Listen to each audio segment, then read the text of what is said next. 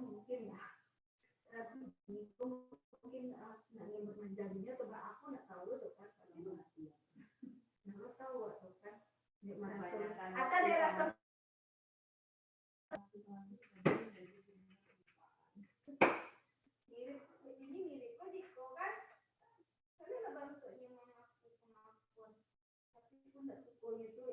kalau sudah suku tua ya si orang yang mirip-mirip wajah Sinita Sabianto ya yang mengklarifikasi semua laki-laki gitu tuh di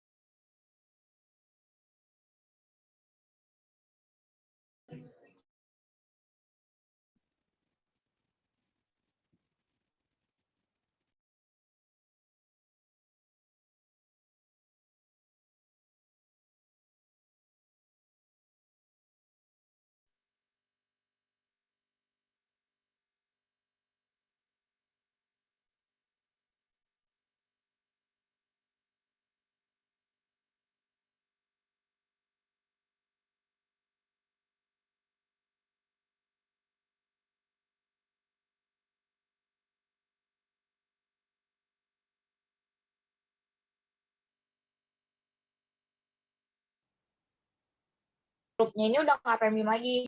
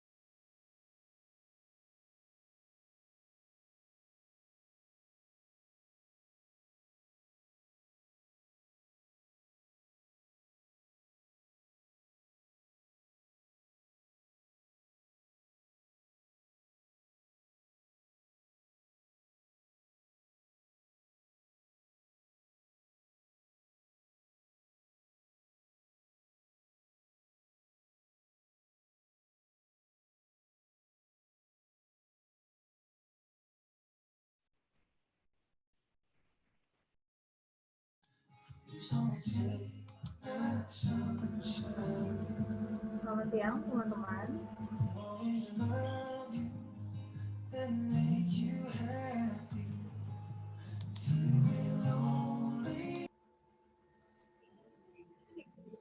Yang teman-teman semua, sambil menunggu teman-teman yang lain, barangkali teman-teman dapat share link Zoom webinar ini kepada kerabat, keluarga, atau rekan kerja agar turut serta pada webinar pada siang hari.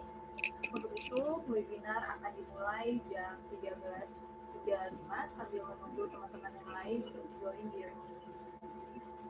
Tunggu ya teman-teman.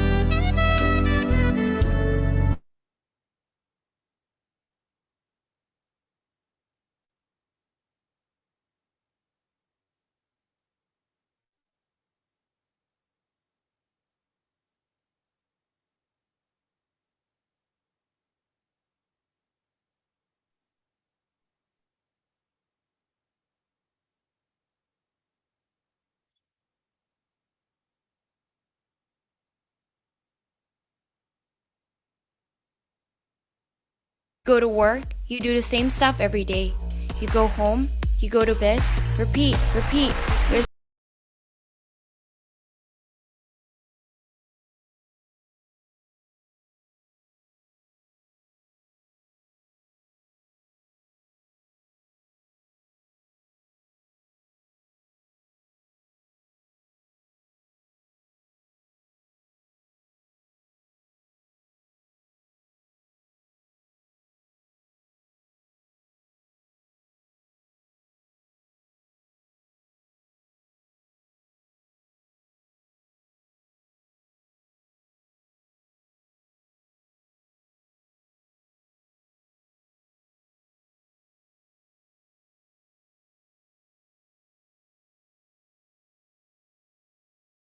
to our academy now at the link below.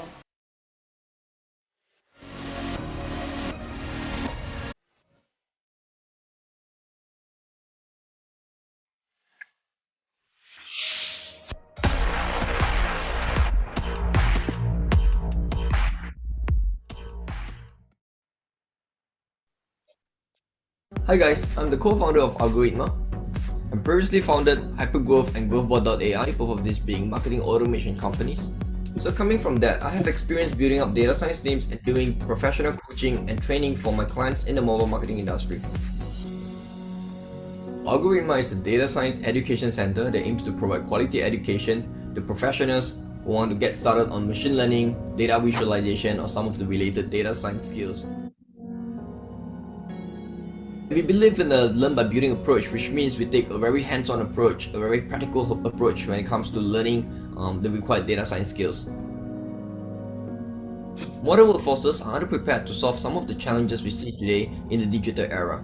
So while the enormity and complexity of the data has grown explosively in the past few years, the tools we use to solve these problems have only really seen incremental progress and incremental improvements over the last decade. The academy consists of two specialization tracks, the data visualization track and the machine learning track. Within the data visualization track, you'll learn how to use programming languages to create interactive dashboards, interactive plots, and communicate your results more effectively as a data scientist. In the machine learning specialization, you'll learn how to combine functional programming with practical statistics to produce a self-learning model that could be used to solve for business cases. Combined, the program will equip you with the right skills to get employed as a data scientist. In the next 5 years, there will be about 17,000 jobs that are created for data scientist positions in Southeast Asia. Out of that, 4,500 jobs are to be created in Indonesia. With a lot of demand for data scientists globally, this is the hottest job of the future. Join the revolution towards the data-driven economy of tomorrow.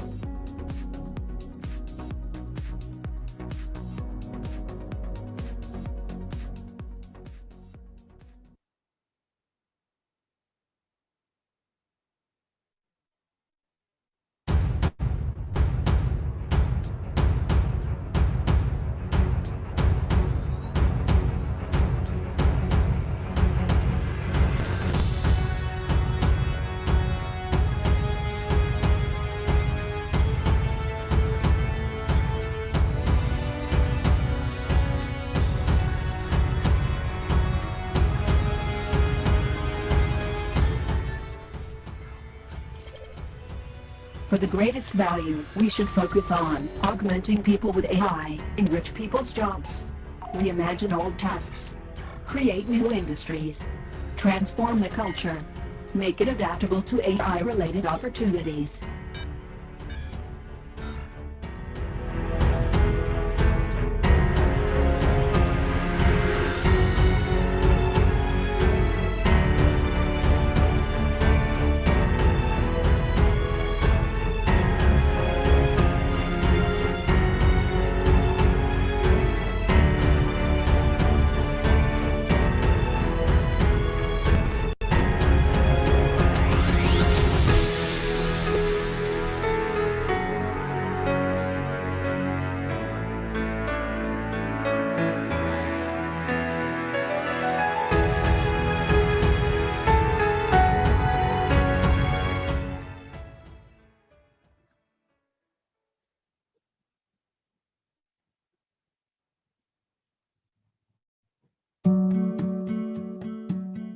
Hi guys, I'm the co-founder of Algorithma. I previously founded Hypergrowth and GrowthBot.ai, both of these being marketing automation companies. So coming from that, I have experience building up data science teams and doing professional coaching and training for my clients in the mobile marketing industry. Algorithma is a data science education center that aims to provide quality education to professionals who want to get started on machine learning, data visualization, or some of the related data science skills. We believe in a learn by building approach, which means we take a very hands-on approach, a very practical approach when it comes to learning the required data science skills. Modern workforces are underprepared to solve some of the challenges we see today in the digital era. So while the enormity and complexity of the data has grown explosively in the past few years, the tools we use to solve these problems have only really seen incremental progress and incremental improvements over the last decade. The economy consists of two specialization tracks, the data visualization track and the machine learning track. Within the data visualization track, you'll learn how to use programming languages to create interactive dashboards, interactive plots, and communicate your results more effectively as a data scientist. In the machine learning specialization, you'll learn how to combine functional programming with practical statistics to produce a self-learning model that could be used to solve for business cases. Combined, the program will equip you with the right skills to get employed as a data scientist. In the next 5 years, there will be about 17,000 jobs that are created for data scientist positions in Southeast Asia. Out of that, 4,500 jobs are to be created in Indonesia. With a lot of demand for data scientists globally, this is the hottest job of the future. Join the revolution towards a data-driven economy of tomorrow.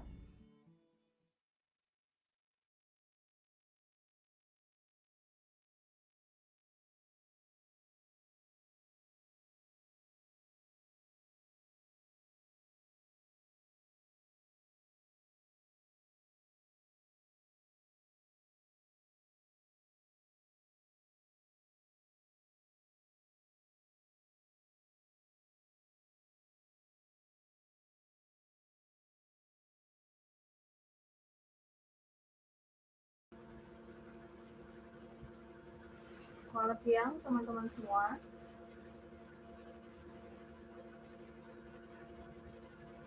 Selamat siang teman-teman semua. Selamat datang di Human Future in the Age of Data. Webinar kali ini dengan bangga dipersembahkan oleh Career Center Talbot Institute berkolaborasi dengan Algorithma. Sebelumnya saya ingin menyapa beberapa peserta yang sudah bergabung di Zoom webinar siang ini. Terima kasih sudah bergabung dengan webinar Human Future in the Age of Data. Perkenalkan, saya Helda Rahmania dan saya akan memandu webinar ini sampai sekitar 2 jam ke depan. Nah, kita akan segera mulai aja dengan sesi pertama webinar, di mana kita akan segera ngobrol-ngobrol, mendengarkan materi dari narasumber kita, dan juga tentunya saya akan menyapa dahulu narasumber yang pastinya sudah teman-teman tunggu knowledge sharing-nya di siang ini. Sudah hadir di sini ada Bapak Nayoko Wicaksono selaku Managing Director di Algorithma. Selamat siang, Bapak Nayoko. Selamat siang, Helda. Sehat selalu ya, Bapak. Yes, semoga sehat selalu, teman-teman di OB juga. Kita sudah menyapa narasumber yang telah hadir dan tentunya sebentar lagi kita akan segera memulai sesi pertama webinar kita pada siang hari ini. Namun, sebelum kita mendengarkan materi dan ngobrol-ngobrol dengan narasumber, saya akan informasikan dulu beberapa hal dan sistem yang perlu diperhatikan selama webinar ini selama berjalan 2 jam ke depan. Untuk menjaga ketertiban dan kestabilan webinar ini, feature audio untuk seluruh peserta di Zoom webinar sudah kami nonaktifkan. Peserta yang bergabung di Zoom webinar dapat mengajukan pertanyaan pada sesi question and answer di kolom aplikasi Zoom secara langsung. Jangan lupa tulis nama dan institusi kampus teman-teman saat memberikan pertanyaan. Dan pertanyaan dapat diajukan kapan saja, tidak perlu menunggu sampai narasumber selesai melakukan presentasi. Namun, pertanyaan baru akan saya bacakan untuk dijawab narasumber pada sesi tanya-jawab di akhir webinar ini. Selanjutnya, yang terakhir adalah e-sertifikat hanya akan diberikan kepada pendaftar webinar setelah mengisi link questionnaire yang akan disautkan di kolom pertanyaan aplikasi Zoom ini di akhir acara. Lalu akan dikirimkan ke email yang terdaftar selambat-lambatnya 7 hari kerja setelah webinar ini selesai dilaksanakan. Baik, kurang lebih begitu untuk aturan selama webinar 2 jam ke depan, dan selanjutnya kita akan memasuki sesi pertama dengan narasumber kita yaitu Bapak Nayoko Wicaksono. Untuk waktu dan tempat saya persilakan. Silakan Bapak. Terima kasih banyak. Selamat siang. Ini mungkin ada teman-teman yang belum bisa dengar saya ya. Coba saya tes sekali lagi.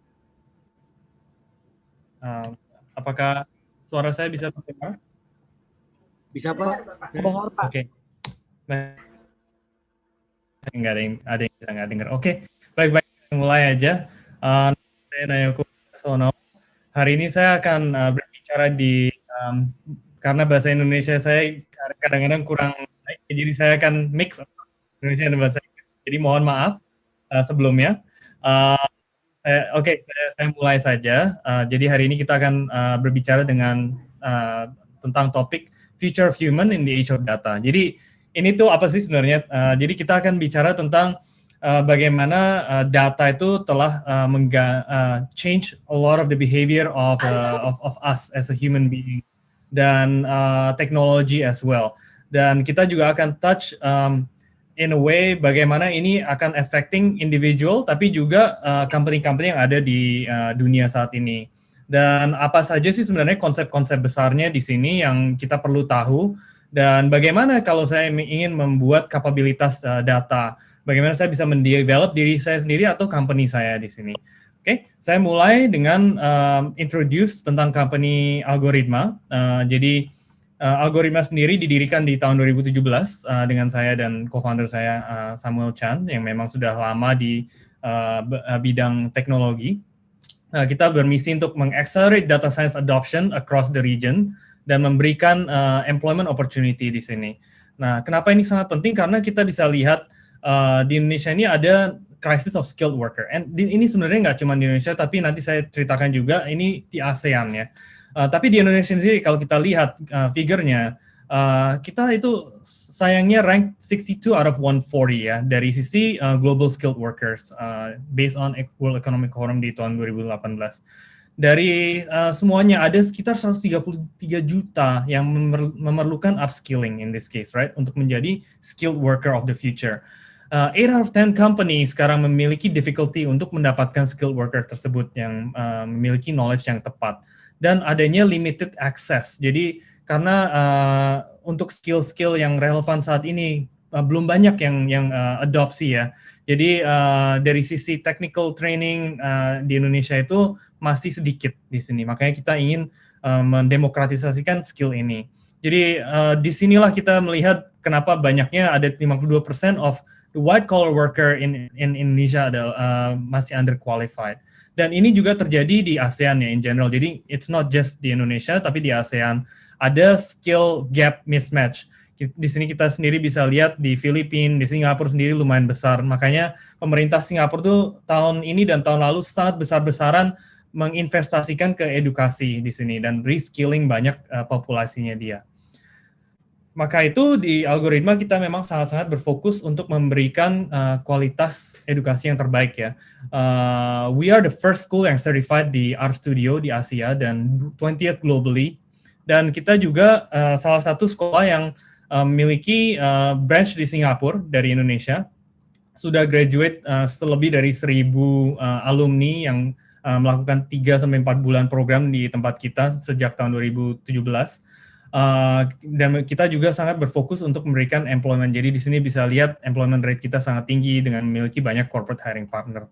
Nah, kita salah satu sekolah yang memang memberikan trainer juga, salah satu sekolah yang mengeksportir edukasi abroad. Jadi Ngien Polytechnic di Singapura adopsi kurikulum kita, dan kita trainer mereka waktu tahun 2019 mereka datang, ada 8 trainer yang kita train di Indonesia, terus mereka balik ke Singapura dan mentrain Singaporeans as well in this case using our program. So di belakangnya ada siapa sebenarnya? Who is the founder? So myself, nama saya Nayoko. Saya sebelumnya leading Plug and Play Indonesia, membawa masuk accelerator dari Amerika. Yang waktu itu Pak Jokowi benar-benar ingin supaya accelerator ini exist di Indonesia. Jadi saya establish accelerator dan saya melihat dari accelerator tersebut banyak sekali portfolio company dan juga corporate yang membutuhkan technical talent yang kekurangan. Maka itulah saya membuat algoritma bersama dengan Samuel yang sebelumnya memiliki company yang dijual ke Sega. Dan kita sendiri bisa lihat di sini ada Ibu Mari Pangestu, salah satu investor dan advisor kita, Edward Chia, Greg Hickton, dan yang tidak ada di sini adalah salah satu advisor kita, Justin Khan, founder of Twitch TV dan Justin.tv sebelumnya ya, a famous guy di Amerika, salah satu juga advisor kita. These are our past clients. Memang sudah banyak corporate di sini. Bisa dilihat BCA salah satu corporate yang besar kita sudah melakukan 7 kali batch university training in their venue di Sentul dan lain-lainnya. Nah, kita memiliki 4 pilar di sini. Kita memiliki training, kita memiliki service, experience, dan partnership. Jadi di bagian kurikulum sendiri, training kita melakukan corporate training dan public training, dan juga kurikulum adoption yang tadi saya outsourcing dan assessment, dan juga kita melakukan hackathons and events, right? Nah, kita sendiri ada program hiring partner di mana banyak sekali partner-partner kita, corporate-corporate yang mencari talent-talent di sini. Makanya kita juga bisa membantu banyak student kita untuk mendapatkan pekerjaan. Ini adalah contoh dari salah satu hackathon kita dengan BCA. Jadi ini Pak Arman di sini, Pak Arman Hartono, salah satu pemiliknya BCA. Waktu itu sangat aktif ikut di tempat kita. Dan juga dari sisi algoritma community meetup, kita ada sekitar 6.000 member. Ini completely free, kalau ada yang mau join silahkan. We do this event quite often. Indosat, BCA, dan lain-lainnya. Nah, kalau kita ngomongin hiring partnership program di sini, kita ada data career day yang kita lakukan untuk graduate kita supaya bisa mendapatkan pekerjaan. So this is a video about that. Apakah suaranya terdengar ya?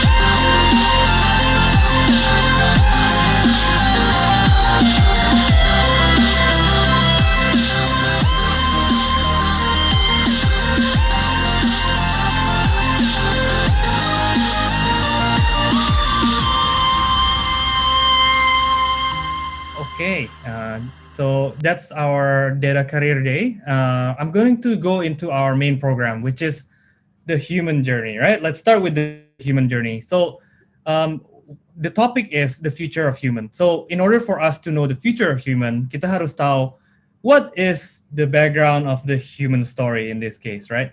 Well, in the earlier days, zaman dahulu ya, sebelum the modern science come, biasanya itu earlier tradition usually formulate their theories melalui stories, jadi melalui cerita-cerita ya, oral story dan lain-lain. Tapi today with modern science, it's really about using mathematics, right? Jadi kalau pernah ada yang baca buku Sapiens, this is one of the excerpt dari situ.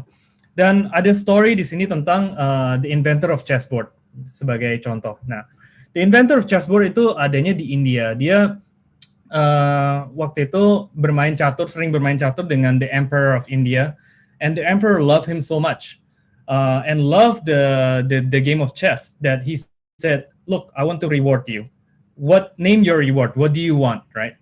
Nah, dia pikir, okay, I want something actually very simple sebenarnya. I only want a bunch of rice on the 64th square of the board. Kalau saya di setiap square ini mendouble butir-butir nasinya. Jadi dari 1 butir ke 2 butir ke 4 ke 8 dan seterusnya. So what would be the 64th square of the board? Well, the emperor think, okay, it's just rice, should be easy.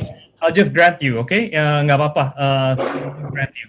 Dia minta treasurer-nya calculate. And of course the treasurer came back berikutnya, dan he was shocked. So Ada yang tahu mungkin di sini apa? What is the answer on the 60? What is the number on the 64 square of the board?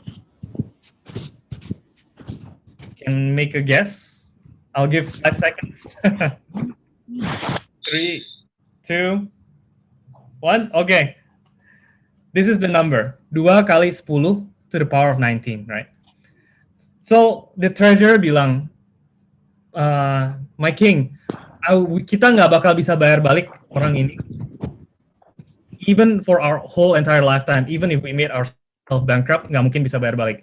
Karena this amount is the entire biomass of Earth, basically, right? So it's impossible to pay him back. So the emperor, instead of being happy or thought that this was a joke, he was actually furious. And instead of getting a reward, the inventor got executed because the emperor was so angry that he thought that he's trying to trick him, right? So this is a classic example, right? Kenapa? How did the emperor not see this coming, right? It's because as a human kita memiliki cognitive limit di sini. Jadi di sini kita bisa lihat from Daniel Kahneman, from Thinking Fast and Slow, ya. Dia bilang mental multiplication of 2 digits and add tambah 3 tasks are the near limit of what most people can do. Jadi maksudnya apa? Contohnya saya minta Anda untuk calculate 17 kali 24 dan tambah sambil ngepel, sambil nyanyi, sambil menulis, oke? Okay? That is the limit of what most people can do. After that, they just don't know what to do. They just break down. So this is why the emperor also cannot comprehend namanya the exponential change, right? What we saw earlier was exponential number, right? And big numbers are things that we cannot comprehend. Yeah. And this is the reason why is because it's about intelligence, right? So what do we define intelligence? Intelligence is not the ability to only reason, right? Logically, tapi it's the ability to find relevant material in the memory untuk bisa mendeploy ini when actually needed. And this is what computer is really, really good at. Machines are really good at, right? And computers and machine have developed so much in this case, actually. Over dari 10.000 tahun lalu, sayangnya ini ada, ya. Dari 10.000 tahun lalu ya, kita bisa lihat di sini Homo sapiens itu sebenarnya sudah evolutionary berjuta-juta tahun increasing their brain capacity, right? Tapi only in the last 20 years that the brain of the machines are starting to become more and more complex. Dan kita bisa lihat di sini dari sisi computing power-nya, ya. Right now kita ada di sini, tapi it's always growing at an exponential stage sampai suatu hari it's just going to overwhelm us in terms of even today the amount of calculation is even more than what human can handle, right? Jadi in the past it takes a long time for human to evolve, but right now it's the era of machines. That's why kita harus bekerja sama dengan machines, ya. And kenapa machine ini sangat penting? Karena machines are actually a force multiplier, right? Kita selalu build suatu tool yang bisa amplify human abilities multiple times over. Jadi contoh, in the past kita build bicycle, right? Sehingga bicycle itu sangat-sangat mode of transportation yang sangat-sangat efisien. Dari point A ke point B bisa travel secara mudah, ya kan?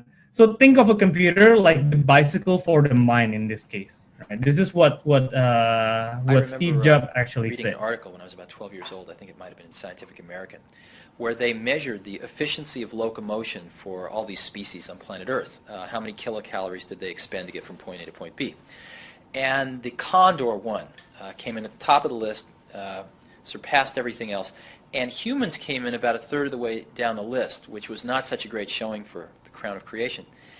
And but somebody there had the imagination to test the efficiency of a human riding a bicycle.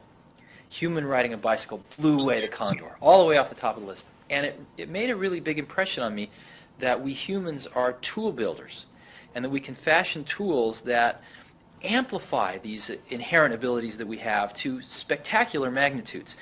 And so for me, a computer has always been a bicycle of the mind, something that takes us far beyond our inherent abilities. And I think we're just at the early stages of this tool, very early stages. And we've come only a very short distance. And it's still in its formation, but already we've seen enormous changes. I think that's nothing compared to what's coming. So that's a testimonial from Steve Jobs that he believes that more and more kita akan have to work side by side with machines. Maka itu sangat-sangatlah penting untuk kita bisa transforming to be digital, but not just be digital, tapi bisa juga menggunakan dan meng-create sesuatu dari software atau dari digitization tersebut. And one of the output adalah data in this case, right? So how does this actually translate to your individual life, right? So the future dengan adanya exponential change, contoh COVID-19 compress everything that is going to happen in the next 30 years in terms of technological change into within 1 year. Semua yang terjadi misalnya working from home, shopping lewat online, doing everything through digital, perbankan dan lain-lain, itu semua sekarang di-force untuk terjadi saat ini. Ya. Jadi with this exponential change, the future possibility is even larger. Yang tadinya kita bisa lihat lebih predictable, sekarang sangat-sangat unpredictable. What is the future going to be like, right? And is the future going to be grim seperti ini? Di mana kita harus be at home all the time and make machines work side by side with us? I hope it's not like this. Cuman memang ada possibility karena with climate change and the change of global warming yang terjadi, all the soil right now in the up north ya di kutub utara dan selatan itu melting dan banyak virus yang masih trapped inside the soil dan virus-virus itu mulai keluar ke ekosistem yang akhirnya dari animal tersebut pass along akan datang ke manusia dan akan pass along to human. Jadi seperti yang terjadi COVID sebelumnya yang terjadi dari bats antara bats to human, this might actually happen again in the future.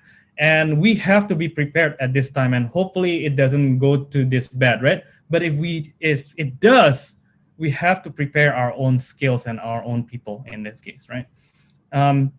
So di sini kita sudah bisa lihat adanya impact sendiri di Indonesia dari sisi technological change ya. Over 50% of the population under the age of 30 is highly adaptive to new technology. This is a good news. Banyak yang sudah berinteraksi dengan komputer in this case. There's a trend here, right? Yang actually downward in terms of trend adalah routine administration, sesuatu yang memang bisa di repetitive, seperti accounting dan lain-lain. Dan ini semua terjadi, ini adalah suatu trend. Makanya AI dan data analytics talent are on the way up right now dari sisi demand. Dan pekerjaan yang emerging ya, top 10 itu adalah, the top 2 adalah AI machine learning specialist dan data scientist atau data analyst. Sedangkan pekerjaan-pekerjaan yang hilang adalah pekerjaan-pekerjaan yang mudah direpetisi, yang repetitif, yang mudah direplicate oleh mesin. Di sini adalah pekerjaan yang sebesar 75 juta pekerjaan akan hilang. And 133 million of new jobs are going to be created by this. So that's the disruption untuk individual. What does it look like to business in this case? Well, all of this is happening because adanya increase in processing power ya. Jadi over the last 12-13 tahun, processing power itu sangat-sangat exponentially increasing. Komunikasi sudah mencapai 5G, right? Dan storage capacity makin lama makin murah. Semakin murah, kita udah bisa pakai cloud dan lain-lain dan bisa bayar. Zaman dulu mau pakai cloud itu masih mahal sekali ya.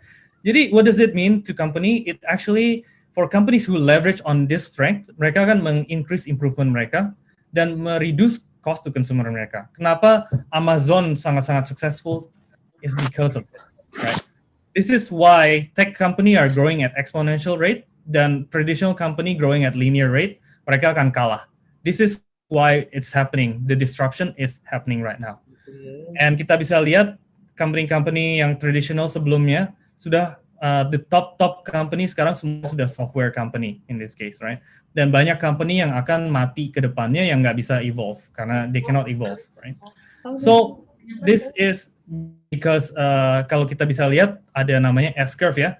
Jadi in every company and innovation, there's always an S curve in this case. So when you start a company, there's a growth stage, but if you cannot pass this and you cannot grow, you might stagnate or you might become obsolete. But if you can sustain the momentum, then sebagai company, you can actually scale, then bisa mature at the end. But normally, those companies will go down after a while, unless mereka bisa continuing their momentum in this case. Dan this is what's happening to big companies, right? Kenapa mereka di overtake oleh disruptor?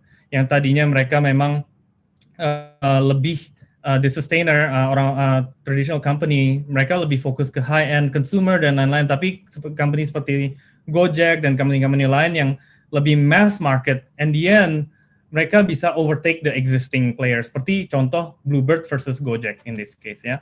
Jadi makanya kita bisa lihat di sini over time they are overtaking it very easily. The innovators are overtaking it.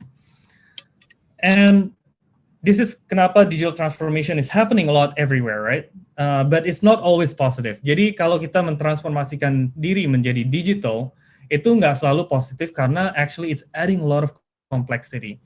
So if you're actually adding more complexity, what is the gain in here at the end?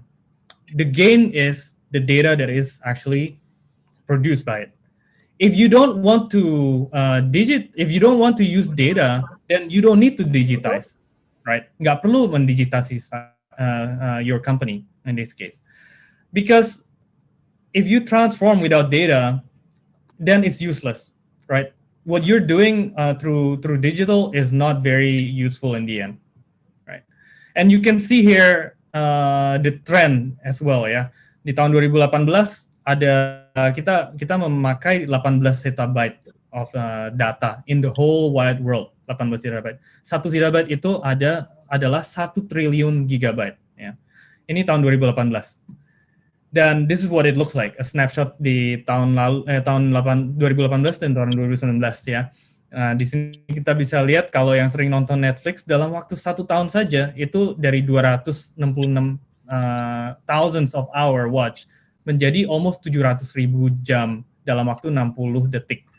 Today di 2021, this with COVID, it's easily triple the amount of hours consumed in 1 minute. Yeah.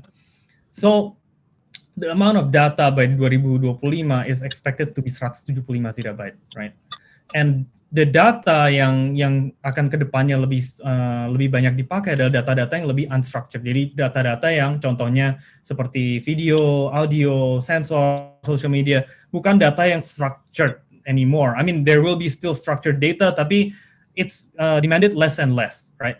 Nah, disinilah data kenapa harus juga demanded lebih real time, right? Going forward, kita lebih mau untuk bisa mendapatkan insight lebih cepat lagi in this case. Dan kita bisa lihat di sini kita memerlukan approach baru. Kalau in the past kita pakai Excel spreadsheet to process all those data, it will definitely crash dan ada data-data yang nggak bisa diproses dengan Excel spreadsheet sama sekali. We need fresh new tools to do this, seperti R, Python, Neo4j, dan lain-lain. And this is the term of big data essentially with the 4V volume, jadi seberapa besar itu ya, velocity, seberapa cepat, variety, data source-nya dapat dari mana saja, dan veracity, seberapa akurat kita ingin data tersebut, dan representative, right? And that's essentially what big data is all about, right? Kita sering dengar big data. But sebenarnya big data itu nothing special ya. Jadi itu adalah sesuatu yang memang kita sudah sering dengar, tapi sebenarnya it's not something that is special unless kita bisa mengekstraksi dari data tersebut untuk membuat suatu value, ya. Nah, big data adalah cuman perspektif, right? It's big, right? But by having a lot of facts and figures doesn't mean that you have the right type of facts and figures that you need, essentially, right? There are plenty of quantitative and data available, tapi there's a lot of qualitative data as well that is out there, and it requires more effort in this case. So it's just a perspective that sees all things as data points that can be utilized as to create value. And how do you create value? Dengan menggunakan, well, it's a cycle, right? Basically, you want to extract the insight dari data tersebut sehingga you can actually build a better product and then you can measure that product performance and generate more data and more information sehingga it's a cycle. When you generate insight, you can learn and you can make a better decision in the future. So this is a cycle in this case untuk bisa membuat produk yang lebih sticky, yang lebih baik lagi. This is why Amazon and all those other companies are so successful karena bisa memberikan produk yang lebih tepat terus-terusan ke konsumernya. Sehingga mereka sangat-sangat loyal to the brand. Okay? So the basic concept in this case adalah we need to be able to extract those insights from the data and automate, right? And how do you extract it is by the process called data science, right? Di data science sendiri, kita bisa lihat di sini ada memiliki 4 output. Jadi kalau kita ingin mendescribe apa yang telah terjadi, itu namanya descriptive analytics. Kenapa itu terjadi? Itu adalah diagnostic analytics. What will happen itu adalah predictive analytics, dan how can we make those things happen adalah prescriptive analytics. Jadi mungkin ada yang pernah dengar machine learning dan AI, ini this will fall into foresight, memberikan suatu prediction, memberikan suatu prescriptive in this case, right? So, semakin ke depan, semakin sulit juga itu untuk dibuat. Jadi, data science is a study that will help you build all this, right? These are the outputs at the end of the day. And untuk melakukan data science, sangat-sangatlah penting untuk mengetahui sebenarnya what is the question, pertanyaannya itu apa? Karena at the end of the day, itu ada data science itu cuma proses untuk formulating quantitative question yang bisa dijawab dengan data. Pertanyaan sendiri itu sangat-sangat penting. So you have to know first, when you're going to data science, what am I solving? What problem am I solving that requires using data in this case? Yeah, ask that question first. And we use, as I mentioned earlier, ada 2 tool ya di sini. Jadi toolnya adalah menggunakan R dan Python yang generally programming language yang sering dipakai. And when we're learning a language, itu seperti belajar bahasa Inggris, seperti belajar bahasa Mandarin, atau belajar bahasa Spanish, itu digunakan sesuai dengan kebutuhan in this case. So it's not always about, saya cuma maunya pakai Python aja. It's not like that. Karena each one have their own strength. Contoh R lebih kuat di exploration, reporting, dan web app contohnya. Tapi mungkin untuk machine learning dan AI or deep learning, Python is strong on that, right? Dan juga kalau kita bisa lihat di sini, it's much better to combine the two when you're actually building it, right? Building sesuatu. So it's always good to master the 2 languages. Nah, okay. Mungkin di sini kita bisa lihat ya, if you're imagining this is a data spreadsheet ya. Can you imagine how to interpret this to become an insight? It's very, very difficult. How do we do this? We need to humanize it. Kita harus bisa memvisualisasikan ini sehingga bisa mendapatkan bisa mengekstraksi suatu informasi dari sini. Karena reading this is very, very, very difficult for human to extract right away, right? And this is an example where you can use data science to create a dashboard.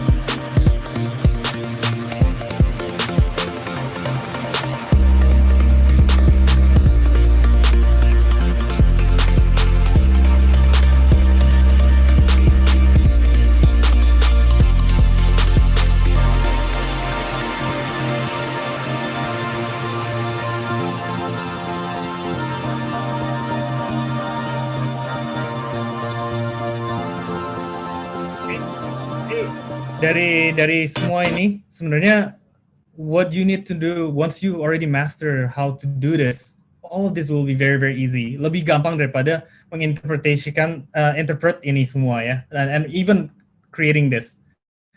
If somebody create this dan that person quit from the job misalnya, it's going to be a hard time for the next person who adopt this spreadsheet to understand formula-formula di belakangnya semua. Sehingga untuk passing this along to the next person as a company, it's very, very difficult.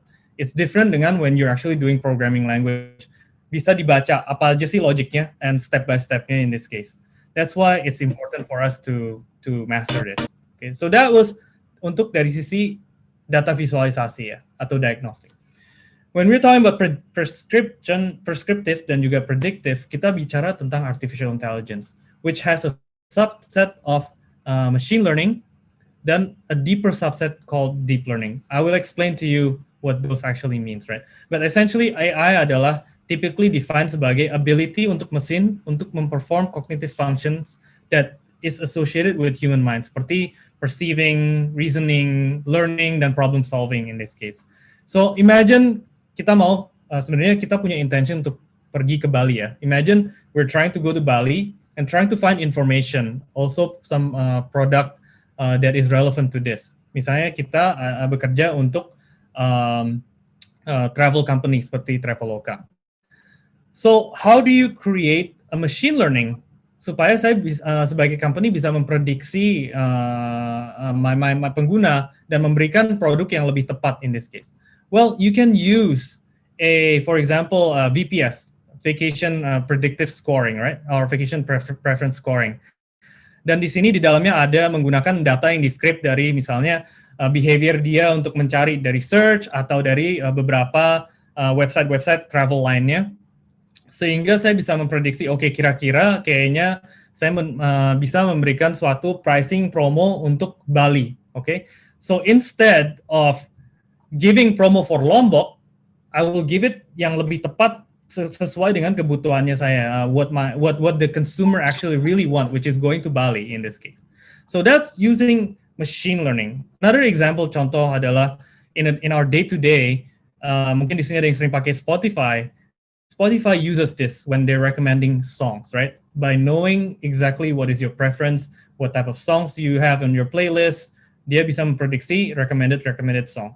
Sama seperti Netflix dan lain-lain. Nah, kapan sih sebenarnya ini very relevant to be used? It really depends. Kita bisa menggunakan traditional programming yang rule-based. Jadinya, if A, then B, right? That's very rule-based, right? Kalau misalnya kompleksitasnya sangat rendah, kita bisa menggunakan rule-based, even though problem scale-nya sangat besar. Tapi kalau problem scale-nya kecil dan kompleksitasnya sangat besar, we can just use our human brain. Human brain can do it, right? Tapi kalau misalnya dua-duanya sudah besar, we need machine learning for this, in this case. So this is when machine learning is very, very much relevant to be used. So I just want to have a quick quiz. What system requires presenting all the processes for certain tasks as rules? Mungkin ada yang bisa bantu jawab di sini? Mungkin hostnya bisa bantu untuk unmute the participants.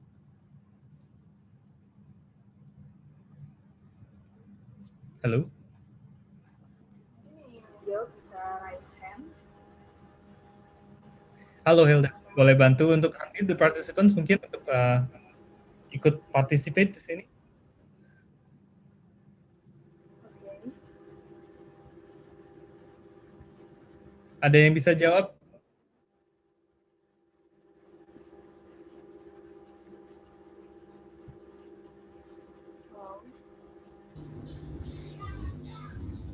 I think it's rule-based. Yeah, you're correct. All right, thank you. Well done. So you're listening, okay? That's great. Good news. Now, mungkin teman-teman tadi ada yang lihat ya, bedanya ada deep learning juga ya. Tapi bedanya apa sih sebenarnya? Well, kalau in simple term ya, basically bedanya machine learning dan deep learning adalah kalau kita punya pictures of a bunch of dog di sini, with machine learning kita harus masih membuat suatu manual extraction. Jadi kayak kita harus memberikan suatu feature di sini. Mendefine feature-nya ke mesinnya. Oke, ini adalah the nose of a dog and the eyes of a dog. It will look like this. Dan mesinnya akan mengclassify sendiri semuanya sehingga they know that this is a dog based on that traits, right? It's not a boy, it's not a bicycle, but it's a dog. But with deep learning, you just throw a huge amount of data dan pictures, dan dia bisa memprediksi sendiri dari semuanya. Dia bisa membuat feature-nya extraction sendiri. Sehingga dia bisa belajar, oke, dari semua ini saya akan memprediksi 95% confidence dan that this is a dog. So it's using more probability in this case, right? So that's the difference in this case. Lebih ke self-learning, right? Using deep learning basically. So if you want to confuse machine learning, you can use misalnya Muffin compared with pictures of dogs. They will be confused most likely because the feature is very, very similar. Okay. Nah, apa aja sih aplikasinya? Well, it's used a lot in self-learning, in self-driving car, dan juga misalnya diagnosing in cancer patient, for example, atau scoring whether this person is credit worthy or not. Right? Kalau teman-teman ada di sini yang ingin pakai beberapa application ya of AI, you can definitely use this. Yang yang jomblo, you can test how hot your dates are by going to hotness.ai. Just upload the picture and then it will give you a score whether it's hot or not. Okay. Dating.ai, also you can find like if this date actually match you or not. So it gives you like an AI that actually a tool AI. Yeah, tool. Atau Lyrebird misalnya. This one's quite interesting. It can mimic the voice of somebody, and then you can type whatever you want, and it will say whatever it is that you type, right? Using the voice that you're mimicking. So AI as well is used on daily basis with your Siri, if you have a phone, atau Google Assistant, dan now, okay. So all this is important, right? But how do you actually build defensibility as a company? Well, at the end of the day, kenapa company sangat-sangat tertarik di sini? Karena semua yang kita build di web, mobile, seperti yang tadi saya ceritakan tentang digitization, adalah cuman engagement ke konsumen, ya kan? Dan kita memiliki record di belakangnya. Tapi sekarang itu secara manual biasanya kita pull. So how do we automate? Nggak cuma mengotomasi prosesnya, tapi bisa mendapatkan insight dari sini. This is where AI dan system of intelligence as well as machine learning actually comes. Yang biasanya kita memiliki defensibility melewati economies of scale, network effect, deep tech, high switching cost, dan consumer brand loyalty. Ini semua adalah defensibility yang tradisional. Tapi kita di zaman sekarang memiliki defensibility yang baru, yaitu system of intelligence. Maka itu company sangat-sangat senang dengan AI dan dengan data science. Because the value that's going to be generated sangat-sangat besar. By 2030 ada 15,7 triliun US dollar. Ya. And this is where most of the impact is happening. The manufacturing is going to generate a huge amount of value, 12,2 triliun US dollar. Dan in professional services, retail, financial, and services, dan lain-lain. So kalau kita lihat dari case study-nya yang sekarang sudah ada, contohnya adalah company seperti Snapcard di Indonesia. Mereka men-snap receipt yang manual dari Indomaret, dari macam-macam yang lain. Stroke itu biasanya kalau pakai traditional survey, mereka harus satu persatu datang dan mencatat dan men-survey. Tapi dengan ini semuanya mereka bisa automate, take a picture, dan the machine will be able to scan and will be able to read kira-kira and make sense. Ini tuh apa sih sebenarnya yang dibeli oleh konsumennya? Pantene, L'Oreal, atau apa? Dia bisa lihat dari SKU-nya masing-masing dan bisa memberikan suatu consumer purchase behavior picture untuk brand-brandnya. Sehingga brand bisa mengetahui apakah campaign saya bekerja dengan baik atau enggak, atau apakah is the sales actually doing well, apakah saya retaining customer atau enggak in this case. Atau contoh using Manulife in this case to track dengan adanya smartwatch ya, bisa tracking dan bisa memberikan premium in the insurance yang lebih variabel tergantung dari kesehatannya member-member tersebut, sehingga premiumnya bisa menurun, bisa variabel in this case daripada sebelumnya yang sangat flat ya. Dan juga ada dari sisi drug discovery contohnya ya, dari producer. Mereka menggunakan AI dan lain-lain, seperti contohnya di COVID saat ini, how can we actually produce all those vaccine really fast dengan adanya assistance dari AI, right? That actually increases and accelerate the amount of shorten the amount of time yang tadinya mestinya bertahun-tahun menjadi only within 1 year, for example, right? In terms of the drug discovery dan creation of the drug itself. When we're talking about contoh di sini logistic, right? Every ship setiap kapal memiliki suatu beacon yang memberikan data-data latitude, longitude, dan speed dan lain-lain ya. Dan dengan data-data ini bisa kita visualisasi untuk menjadi seperti ini. Kita bisa mengetahui kapal-kapal itu ada di mana saja. Ya, jadi ini akan membantu Port Authority untuk mengetahui pattern-patternnya. Kenapa sih kapal tertentu bisa sering docking dulu, misalnya muter-muter di sini di laut sebelum masuk ke pelabuhan? What actually happened there? Oh, ternyata gara-gara portnya mereka selalu arrive early, and they haven't got the slot to go into the port yet. In this case, maybe they can make the scheduling even better, right? Atau kenapa kapal ini selalu harus ke atas dulu sebelum docking? Kenapa nggak langsung docking aja? Oh, ternyata pas jam-jam segitu ada the current of water is flowing down really fast. Maka itu dia harus ke atas dulu baru dibawa sama current of water-nya untuk docking di sini. Nah, itu adalah salah satu contoh yang bisa dipelajari, atau menggunakan prediction di mana kapal ini traffic controller mereka bisa mengetahui kapal ini headingnya arahnya kemana, so that it can actually avoid collision. Jadi mereka bisa planning dulu sebelum kapalnya mencapai di situ, kira-kira kapal ini akan heading arahnya kemana. Dia bisa memprediksi arah-arah kapal tersebut in this case. Yeah. So those are some of the case studies that can be used in industry. But all this is great, but if I want to actually learn and how do I actually gain the skills, then these are the things that you need to do, right? First of all, mungkin saya ingin tahu dulu, apakah saya ingin menjadi suatu leader in data atau data scientist atau data engineer ya. So each of this role adalah memiliki definition masing-masing. But what we do, what we specialize in is creating data scientist dan data executive. So in terms of data executive, it's usually the leader of the two, data scientist dan data engineer. I have to master my programming, I have to understand practical statistics dan mathematics, dan juga mengerti lebih banyak dan lebih dalam tentang domain knowledge of that industry itself, right?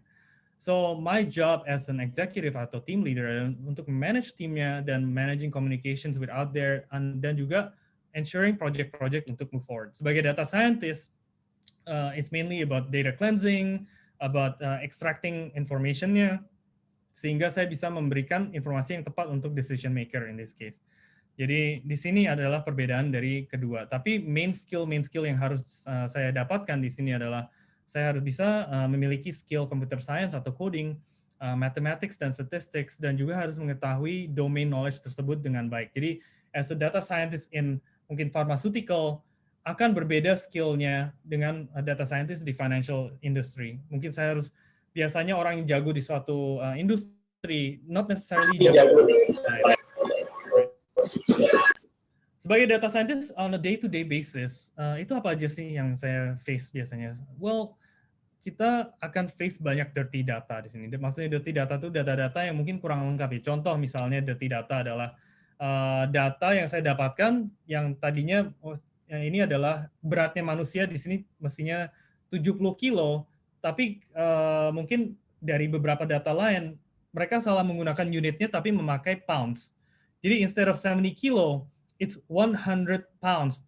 Tapi kita kira itu adalah kilo, jadi itu ada kesalahan di situ kan. Oh, kenapa ini, mungkin 150 pound. Kenapa ini sangat-sangat heavy ya? Kita kira itu 150 kilo, kan nggak mungkin kan.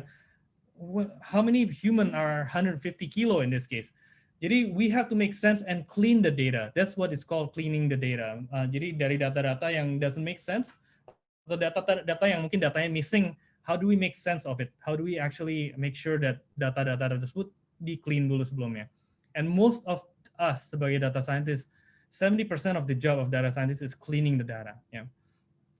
So that's the number one thing that you'll be facing a lot when you're becoming a data scientist. And as I mentioned earlier ya, sebagai data scientist, the most important thing is understanding the question to ask. Jadi kalau kita melihat dari prosesnya, itu selalu understanding pertanyaan itu apa, cari datanya, atau mungkin datanya udah exist dan saya explore datanya. Do we find any anomalies, any pattern? Can we clean the data? Then kita mulai modeling, building the modeling, fitting the model, and then validating the model sampai saya bisa memvisualize dan communicate this to the business unit atau decision maker in this case. So that's the typical process in day-to-day data science. So when you want to learn this, here are the things that you need to watch out for, right? If you want to be a good data scientist, you have to approach this with building something. It doesn't matter what certificate you have if you cannot build anything at the end of the day, because employer akan melihat your CV and your experience, and they really take a look at what experience you have. They will go to your GitHub. They will see, okay, have you done any kind of project or not sebelumnya? And they will hire based on your capability and what project you have. So if you don't have and you don't build those portfolio, then you're not going to be hired most likely. Maka itu, for us, kita sangat-sangat fokus with learning by building. Itu adalah tagline kita. You have to build something out of the real world data that is applicable in the real world, right? We give you career development support. We also introduce you to the corporate client sampai bisa mendapatkan pekerjaan in this case. And these are the things that you want to actually take if you want to be a good data scientist, to be certified to become a full stack data scientist. And what is it? Well, you're gonna have to learn data visualization, machine learning, dan data analytics di sini. Dan belajar menggunakan stack dan programming language tersebut. Oke, segitu saja.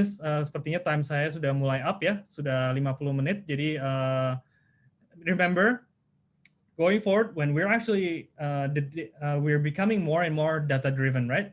And this is what the world is going to be like in the future. When you start working, you're gonna have a boss, and she's gonna be very much detailed and asking your opinion to be back with data.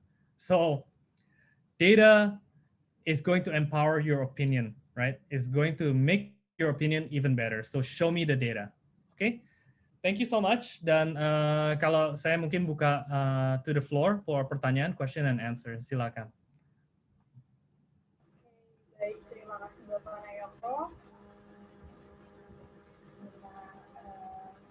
Dengan materi-materi yang disampaikan sama Bapak benar-benar memberikan gambaran sudah jelas kepada kita semua mengenai perkembangan zaman yang sudah sangat cepat ya, tentunya, dan memberikan penjelasan mengenai what future going to be like yang tentunya sangat amat bermanfaat untuk teman-teman semua yang sudah menyiapkan skill yang harus develop untuk masuk di dunia pekerjaan maupun magang.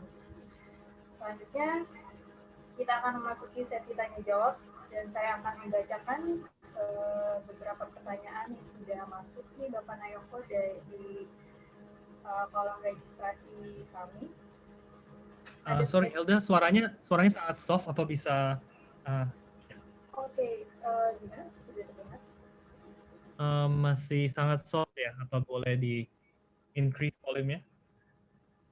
Sudah jelas? Okay, better.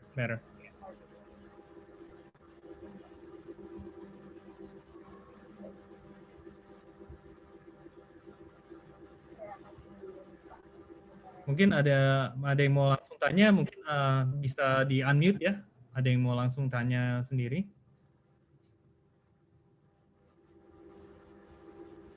Baik.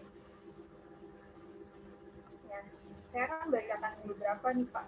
Mungkin banyak sekali nih yang sudah bertanya di registrasi kami. Tentunya ada beberapa. Sorry, sangat sulit untuk terdengar di sini. I don't know why, suaranya sangat soft di sini. Oh ya, masih soft banget. Iya, sorry. Sudah terdengar? Oke, lebih baik. Go ahead. Oke. Ini ada yang bertanya dari Intan Laurencia Cornelius dari Presiden University. Oke. Why data analysis is important in human future? Mungkin Bapak bisa bantu menjawab. Jangan Pak. Pertanyaannya, why data analytics is important for the future of human, is that right? Yes. Okay. Well, I mean, if you actually look at all the presentation I made, basically, as I mentioned before, mungkin kurang jelas ya tadi ya sebelumnya ya. The reason kenapa kita harus bisa sangat-sangat memaster ini is because this skill of the future is going to be very relevant for you if you're going to need to find a job in the future, because kita akan di-force bekerja dengan data lebih mendalam lagi dalam waktu 20 tahun ke depan. Kita bisa lihat dari semua pekerjaan-pekerjaan yang ada di Amerika, contohnya yang untuk white collar, the data analytics itu adalah skill yang paling basic. Saya mau kerja dengan JP Morgan dan lain-lain, adalah skill basic yang harus kita miliki. Karena data is being generated by many different things. Your cell phone, setiap manusia sekarang memiliki device yang IoT atau smart device, 7-10 device on average. And all of them are creating data in this case. So how do we actually communicate with machines, with smart machines, for example, adalah menggunakan data, right? So as I mentioned earlier, we need to work more and more with machines.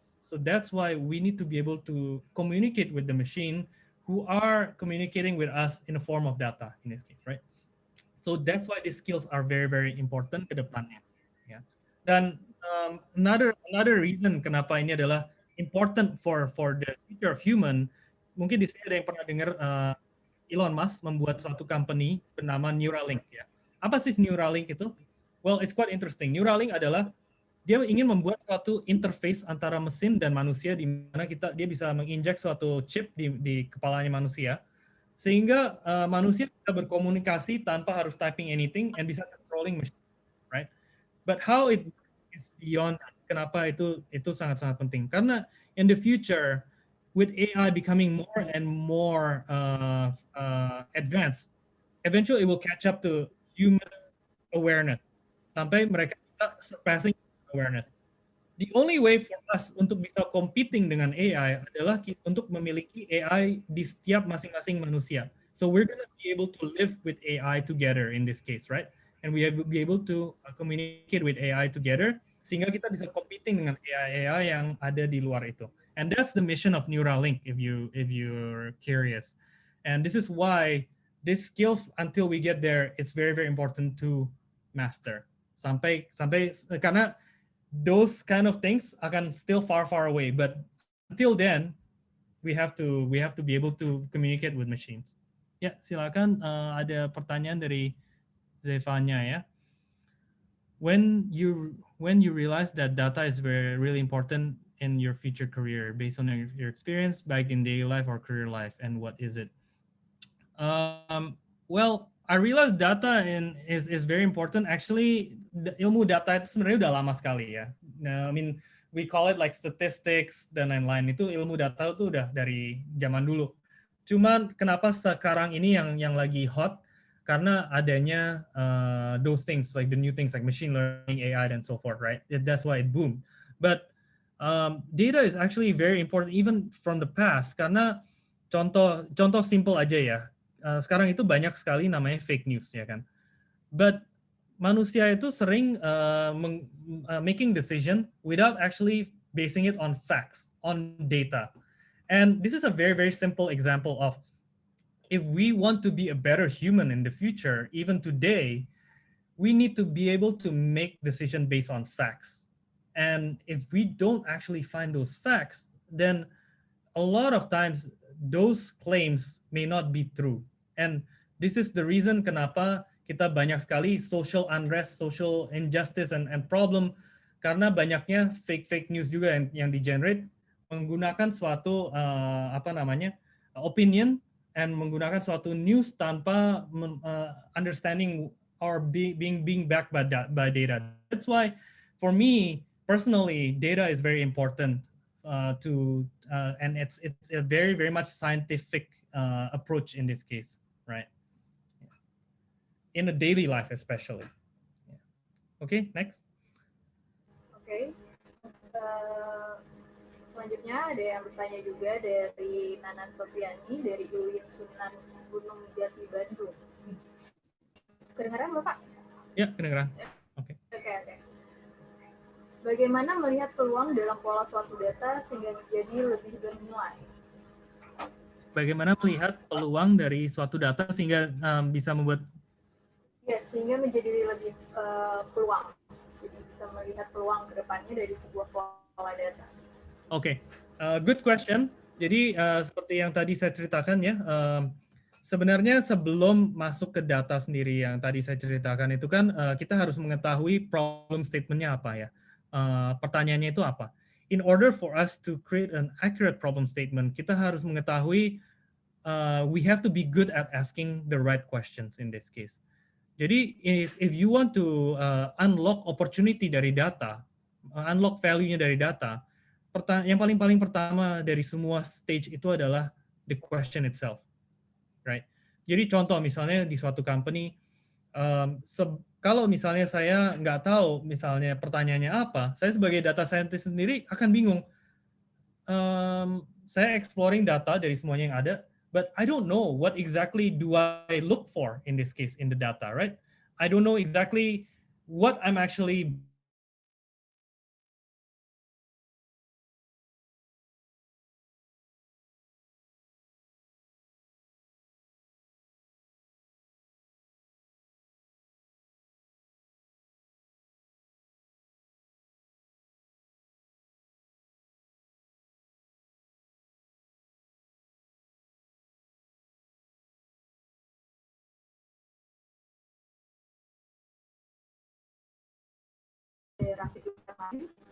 are impossible to switch feature with machine learning or big data, such as evaluation in learning.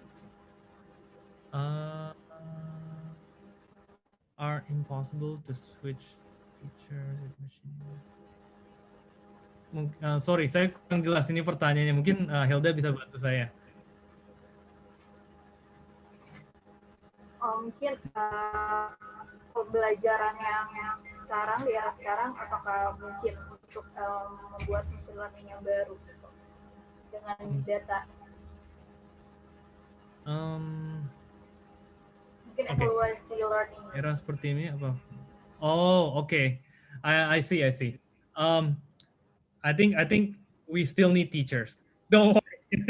Kita masih memerlukan guru. Jadi one thing yang everybody needs to know, right? AI sekarang itu masih namanya narrow artificial intelligence. Jadi mereka masih harus menggunakan baru bisa di-application-kan untuk men-solve sesuatu yang sangat-sangat spesifik. It's not like satu shot dan dia bisa langsung belajar. Harus menggunakan data yang sangat banyak, menggunakan example yang sangat banyak sehingga dia bisa belajar ya. Dan itu pun menggunakan training over the time. Jadi contoh misalnya Google gitu ya, mereka selalu membilang akurasi untuk memprediksi suatu misalnya foto, misalnya ini foto apa itu ya.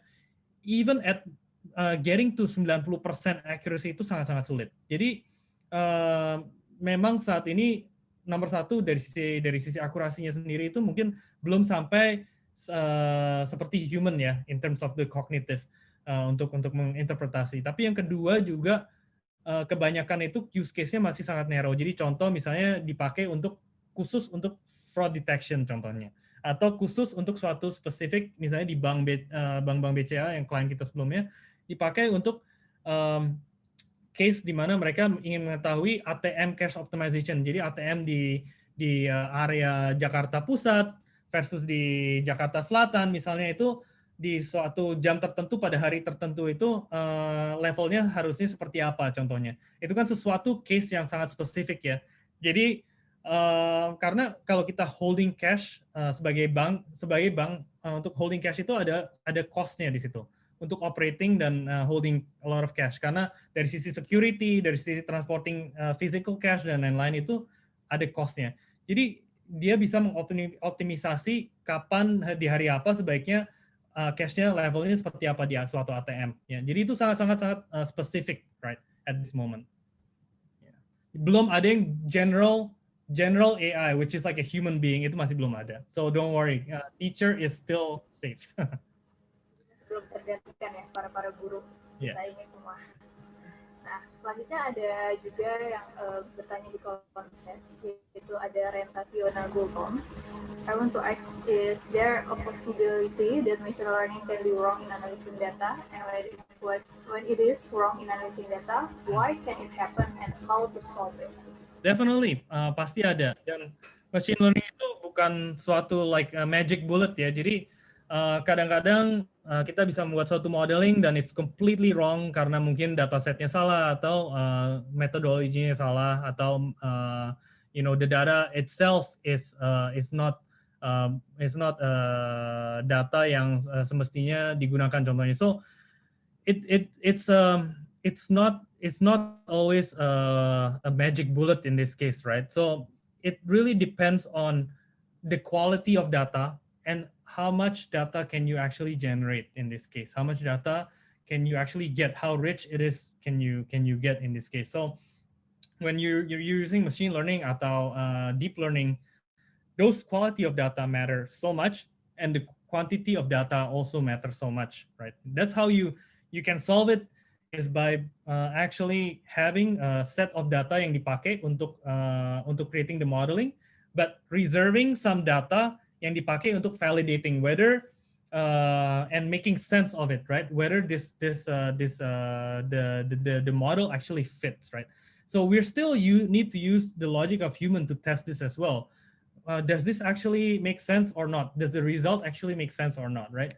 And then once that, then if it makes sense, then that means your machine learning is actually getting better and better. Usually, it's like, mungkin 50% accuracy, 60% accuracy, and then like it builds up, right? Depends on really what is the data that you're actually getting and the quality of it, and whether this can actually be solved. Kadang-kadang ada aja sesuatu yang memang nggak bisa di-solve sama sekali dengan machine learning, then you reach a dead end, then that's okay, actually. Berarti it's actually still considered a success. It just means that saya nggak perlu buang-buang waktu lagi untuk memberikan resource ke sono gitu. Saya udah tahu this cannot be solved with machine learning or with data. Maybe I need to have another more traditional or manual approach to this at this moment. Contohnya. Okay, as data experts, what are some of the challenges we must face? Well, okay, tadi ada slide-nya ya yang tentang challenges-nya apa aja di sini. Yep. So dirty data itu adalah salah satu yang tadi saya sudah ceritakan. Tapi juga banyak sekali kita kekurangan data talent in this case. Jadi maksudnya saya kerja misalnya sebagai data scientist, saya nggak ada teman biasanya kadang-kadang. Karena kekurangan, it's companies are having difficulty on getting it. Itu sering terjadi, misalnya. Untuk asking questions atau resource itu sangat-sangat sulit in this case, right? Atau lack of management support atau financial support. Ini sering terjadi karena manajemennya sendiri belum terlalu ngerti tentang data, belum terlalu savvy with data itself. Jadi ada disconnect kadang-kadang antara practitioner dan dari management, right? Mungkin ada juga lack of clear questions to answer, itu sering sekali. Jadi yang tadi saya ceritakan, the first stage adalah asking the right questions. Tapi kadang-kadang business unit atau management atau the decision maker sebenarnya nggak tahu gitu pertanyaannya apa yang mau ditanya, atau pertanyaannya sangat-sangat vague in this case yang mau ditanya. Yeah, so and many other issues here that you can see in this case. Yeah. Ada lagi? Ada dari Wisnu Pemenang, berapa persen data yang dibuat dalam suatu aplikasi menyebabkan aplikasi menjadi error, contohnya dalam MBK. Mungkin how percent cause error. Berapa persen data yang dibuat dalam suatu aplikasi? I think ini sangat sulit dijawab ya, karena it really depends. I cannot just answer this tanpa melihat dan mengetahui aplikasinya itu seperti apa. Apa yang menyebabkan itu, apakah ini sebenarnya suatu problem yang berasal dari data, atau ini suatu problem yang berasal dari codingnya sendiri tentang di aplikasinya, atau di mana gitu dari stage-nya itu, apakah ini dari koleksinya data sendiri itu nggak mengkolek data secara tepat misalnya, atau modelingnya salah di sini. So it really depends. I cannot just answer this, sorry, but this is a very general question yang mungkin saya nggak bisa jawab saat ini tanpa melihat apa yang ada di situ. Baik, selanjutnya juga ada yang tanya nih Pak, bagaimana mengamankan privasi dan memastikan keamanan data yang diambil aplikasi atau institusi dari Rahmat Rianto dari Presiden University. So bagaimana mengamankan data tersebut ya? Privasi mereka. Ini udah masuk ke area cyber security ya, mungkin ya, ke area Cuman in general, kalau mau tanya untuk bagaimana data bisa membuat bisa membantu dari sisi area cyber security. Contohnya salah satu adalah um, anomaly detection misalnya. Contoh ya, kalau kita ngomongin tentang security, ada klien kita yang meminta untuk men-scrape dan men-screen suatu emailnya mereka. Jadi banyak sekali di tempat dia itu di mana emailnya itu yang confidential information of the client itu bisa leaking. Dan pernah terjadi salah satu employee-nya mengirim email-email yang tadinya confidential ke email pribadi, ya kan? Dan menggunakan anomaly detection dia bisa melihat kenapa tahu-tahu ada spike di hari itu ke personal email yang dikirim keluar dari individual ini. Dan sebelum dia keluar atau quit the job misalnya, itu semua bisa dipertanyakan dan this person can be held accountable contohnya. Itu salah satu contoh yang dipakai di industri ya saat ini. But there's many application yang dipakai in cybersecurity menggunakan data. So the list is endless in this case. Ada dari Ansel Jayadi nih Pak. Have you ever made wrong business insight? If yes, how do you recover from it? And what happened if your insight is wrong? I think we regularly make mistakes, right? So when we're getting the wrong business insights, there are many factors, right? Satu mungkin datanya sendiri is wrong. When we're collecting the data and like the data is dirty and it's not being processed in quite well, then those data may not make sense atau those data itself is pointing to the wrong conclusion in this case, right? Well, it's all part of the process in this case untuk improve those modeling, right? If those insights is wrong, then it's okay because at least we can catch those before we actually make the wrong decisions as well. That's in a best case scenario. But if the insights is wrong and then we make a big decision from it, that's usually the big problem. Di mana it will create a lot of the management will lose a lot of buy-in from here, right? Because maybe those decisions that we make are costing a lot of money to the company, right? So sometimes those things happen, but it's part of learning. It's part of learning as a company, as an individual as well. And doing data and doing machine learning is not an easy thing. It's not overnight success. So we just have to keep persevering in this case, right? And if the insider is wrong, then we have to find out exactly where in that process is wrong, so that we can fix it.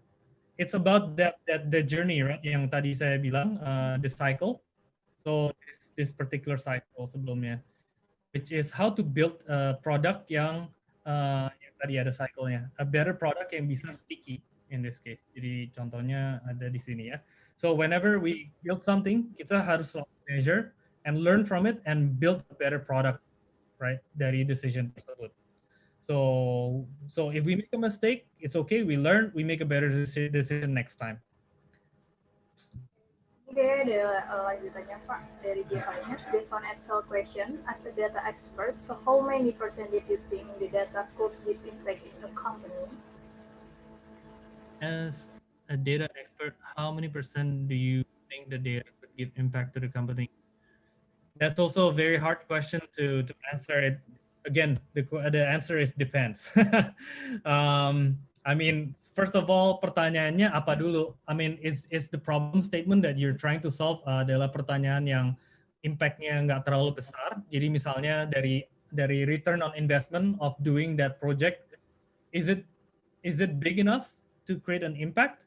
Atau misalnya contoh ya, okay, I want to solve and understand how to actually retain my consumer, and can I increase my consumer retention by 20%, contohnya, right? Okay, but first of all, there's another question. what is the value that's going to be generated by this? What is the ROI? Apakah by retaining this, increasing and retaining 20% akan increase my revenue exponentially atau my profit exponentially? Or it's just a marginal increase, cuman increasing by $100 versus $1 million yang mungkin bisa didapat dari cost cutting misalnya, membuat suatu proses efisiensi. Jadi instead of focusing on revenue generating, lebih ke cost cutting misalnya. So it really depends pertanyaannya apa dulu in this case. Dari situ baru kita bisa lebih measure kira-kira ujungnya impact-nya apa nih yang kita inginkan. Ini juga ada yang nanya dari Febrian Dwi Surya. How far can we ethically use data for our benefit? Because there is a case like Cambridge Analytica scandal which use data to drive behavior. Sama-sama. Well, I mean, this is when we're talking about ethical data.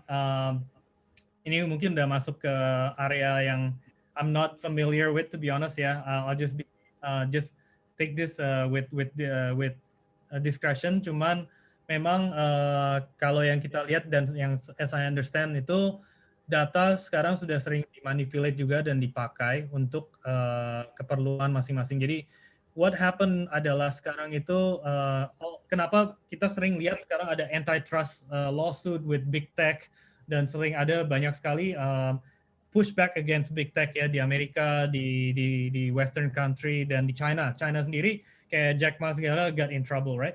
Why is it that sekarang banyak pushback, right? Karena when a data is only being consumed and like controlled by big corporation and big company, it makes the power to the big corporation and big company very, very powerful. Sehingga us as an individual is going to be, or like other smaller company is going to have a hard time competing against that, right?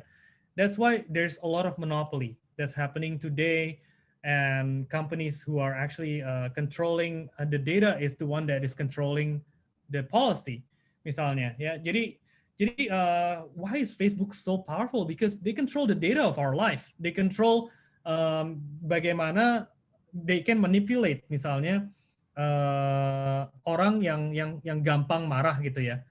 They know, okay, it's Facebook is the economy of Facebook is about attention. So they don't care about the quality of the news. They don't care about the quality of the post. It can be fake news. It can be fake post tanpa menggunakan factual check. It doesn't matter. If it actually gain traction, they will put you on the top all the time. That's the algorithm, right? Because it's the economy of attention. They just want to grab your attention, basically. So this is when data is used in a wrong way. So this is why fake news proliferates so fast, because a lot of time people who want to create fake news, they just target your emotion. Human is very, very stupid because we are driven by emotion. They just create something that makes you angry so that you click share and then it spreads like wildfire, right? When you're angry, that's when you actually share. And that's why Facebook is in trouble right now, right? Facebook is being scrutinized a lot. And that's why I uninstall Facebook. I don't have Facebook in my phone. It makes my mental brain and my mental health much better. Ever since 2 tahun lalu saya uninstall, I become more sane. nggak selalu jadi lihat and gregetan liatin, oh nih apa sih kayak ngebuat gue marah gitu kan, liatin Facebook terus-terusan, newsnya selalu news yang trying to make you share like that. I hope that answers your question. Just on social media as well, dia di sini juga ada yang tanya dari Patricia Santoso dari Kalbit Institute, bagaimana cara melihat algoritma di media sosial dan cara meningkatkan traffic? I mean, kita ada Facebook page, Team Algoritma, kan? I'll type it in, so it's like this. You can follow us, so that we have future events. You can participate with us. It's all a lot of free stuff lah. And same thing on our Twitter and our Instagram, semuanya sama pakai Team Algoritma. So that's our social media, and you can participate there. Kita juga punya ini Facebook group namanya Data Science Tutorial. So if you can get a lot of free stuff there, free tutorial as well. Selanjutnya juga ada pertanyaan yang belum terjawab dari Sela Sagita Theo. Is the data analysis different or same with data scientist in the context of job desk? Sorry. Boleh di-repeat sekali lagi? Okay. Is the data analysis different or same with data scientist in the context of job desk? Oh, oke. Jadi memang sekarang ini banyak sekali title-title yang membingungkan ya. Sebenarnya ada data analis, ada data scientist, ada business intelligence, ada banyak banget. But at the end of the day, they all work with data, right? But the most important thing adalah it's not about the title, but your capability and your skill in this case. Because a lot of companies sekarang masih belum terlalu define title-nya itu apa. Dan sebenarnya ini adalah skill yang sangat-sangat fundamental dan kedepannya itu akan dipakai di seluruh, even whatever title you have, it will be used in the future. Jadi this will be like, kalau zaman dulu tahun 90-an, orang harus belajar Excel spreadsheet ya. Tahun 90-an, 2000, kayak kita harus belajar ya.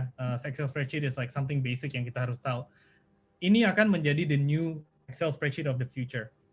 Right? So it's the most basic skill that you have. So it doesn't matter what title you have, you're going to have this skill in the future.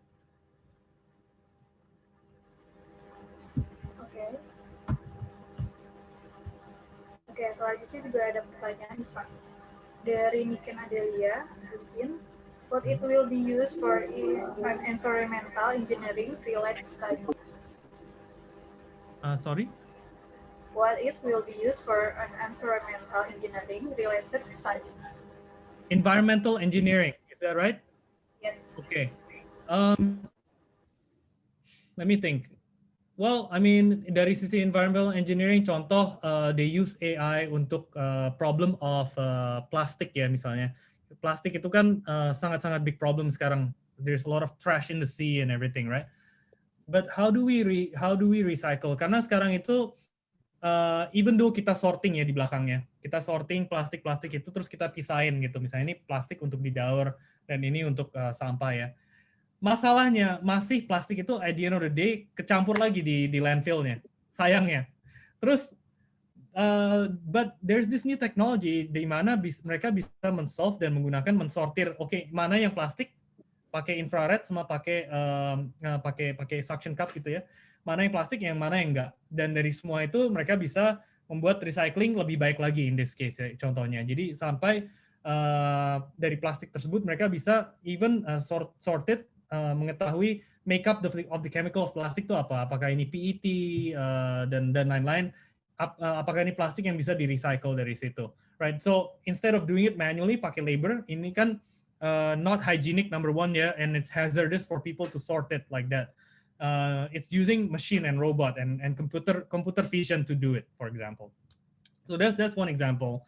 There are many other example out there. I don't have it on top of my head yet, but mungkin kalau dari sisi energy sector dia bisa memprediksi kapan sih penggunaan, jadi membuat distribusi of energy lebih baik lagi in this case dari sisi power grid misalnya, right?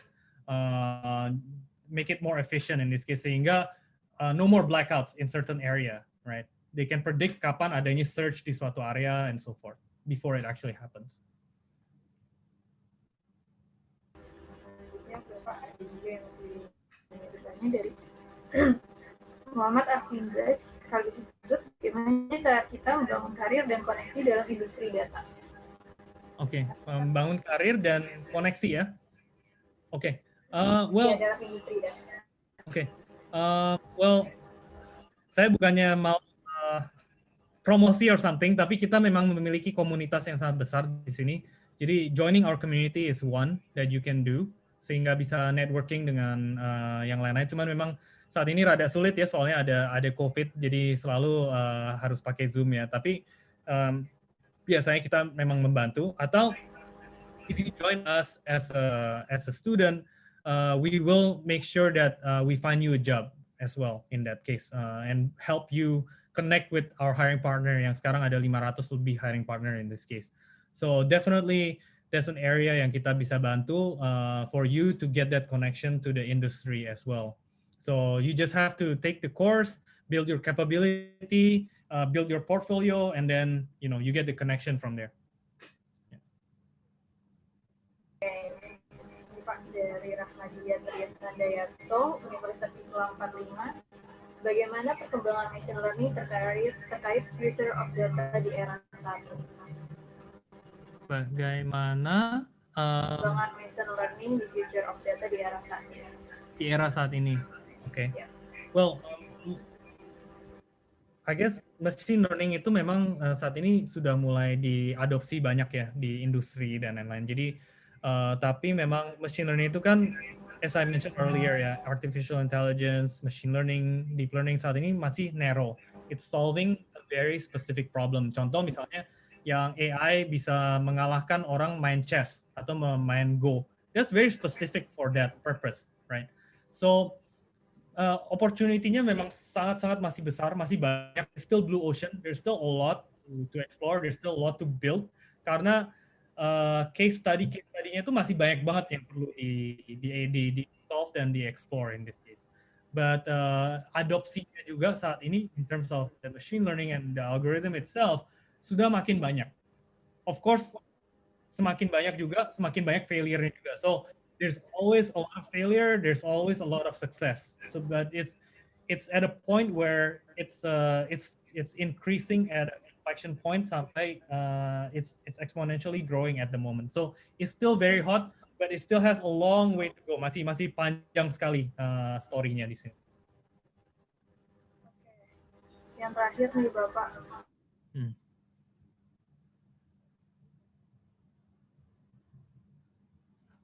Sorry, you're muted, Helda. Sorry. Oke, yang terakhir nih Bapak ada yang bertanya, why data is not the new oil in this era? Why what? Why data is not the new oil in this era?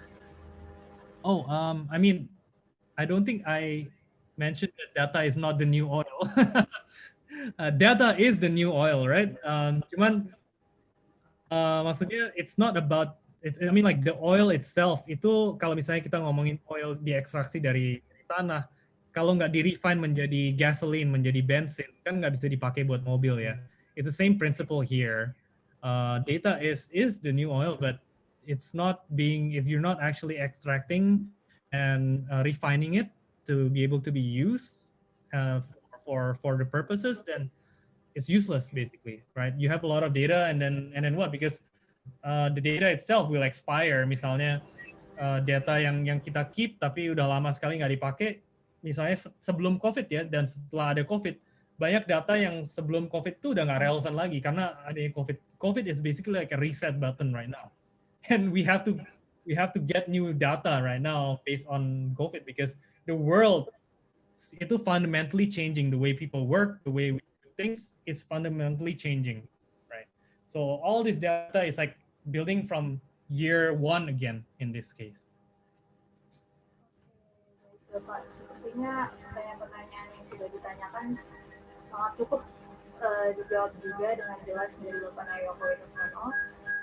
Selanjutnya, setelah kita mendengar materi, setelah kita juga mengadakan sesi question and answer, tentunya kita akan mendokumentasikan webinar ini dengan dipersilakannya peserta-peserta untuk menyalakan kamera dan kita akan foto bersama. Namun sebelumnya saya ingatkan bahwa di kolom chat sudah ada link questionnaire yang bisa teman-teman semua isi.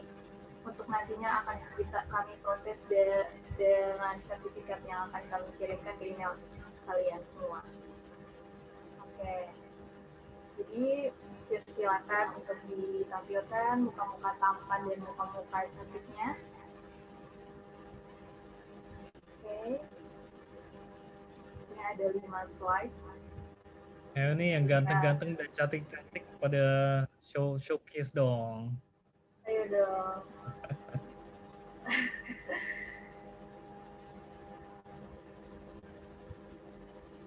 Oke, kita tunggu dulu sebentar. Ini lagi pada proses.